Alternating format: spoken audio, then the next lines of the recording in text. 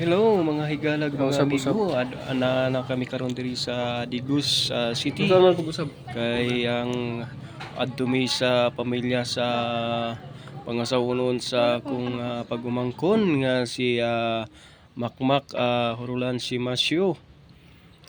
Mga adto mi didto sa Kidapawan City or Magpit. Among adtoon karon ang yeah,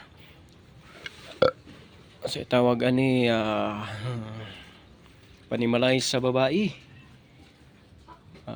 Kay mamalayin ang akong pagumangkon para sabutan nila ang husto nga pizza para sa ilang kasal.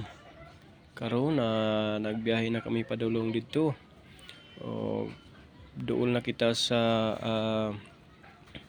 Bansalan. Matanaw muna bago Bansalan. Malapit na tayo sa Matanaw.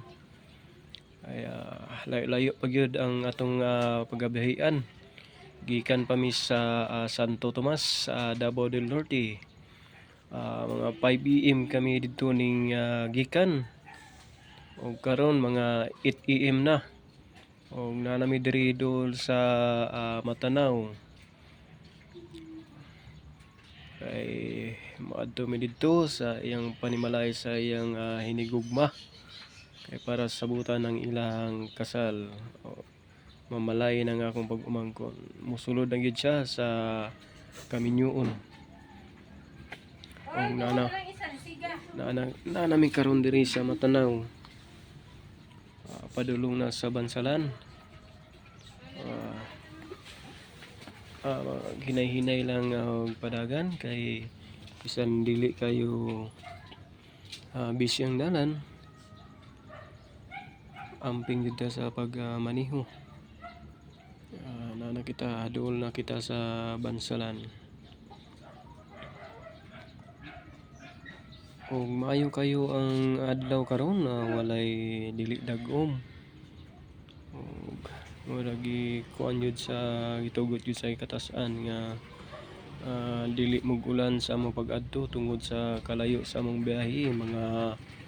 Nasa mga 5 hours ang among biyahe gikan sa Santo Tomas o padulong og Magpit Kidapawan, mga 5 hours ang biyahe.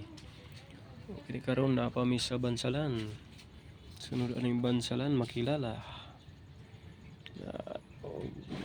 Hawan kay ang dalan padulong didtong dapita sa kuan Bansalan. Wa kay makita nga sakyanan. Maka paturatoy ka og padagan. Welcome.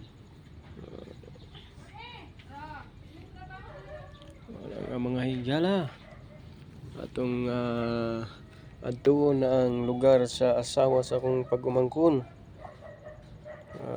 Kami isa mi ka pamilya karon ang nagadto dito padulong sa Kidapawan Magpit.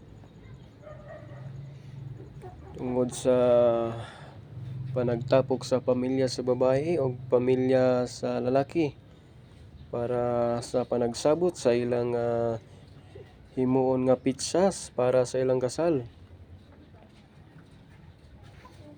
So kami nangadto dito.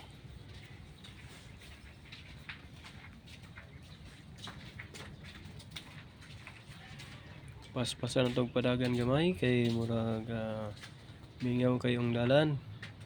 Wala kay sakyanan. Sa man ni